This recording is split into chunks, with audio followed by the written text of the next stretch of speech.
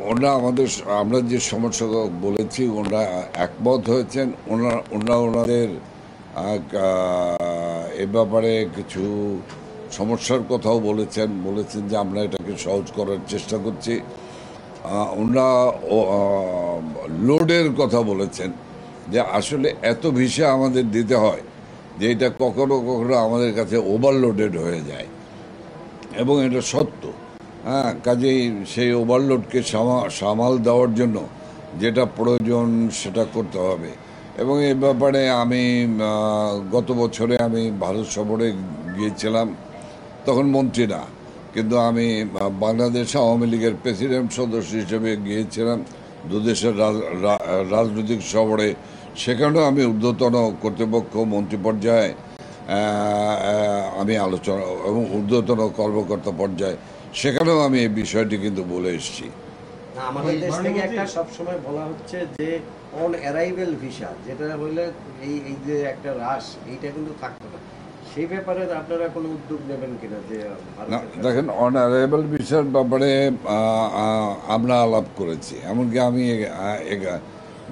উদাহরণও দিয়েছি যে সৌদি আরবের মতো জায়গায়ও ভিসা অনেক সহজ করে ফেলেছেন।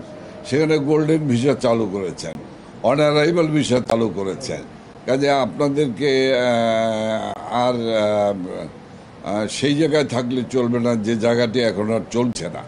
কাজে আপনারাই বলছেন ওভারলোড হচ্ছে, কাজে এই ওভারলোড কমাতে হলে আমাকে আপনি ভিসা দিলেন, সেই ভিসাটি যদি 2 বছর মেয়াদে দিয়ে দেন মিনিমাম, তাহলে এই 2 বছরের মধ্যে কিন্তু আমি গিয়ে আপনাকে লোড দেব না। এই 2 বছরের মধ্যে কিন্তু 2 বছর পর্যন্ত কিন্তু এই মানুষটি আর আপনাকে ভিসা কেন্দ্রে যাবে না।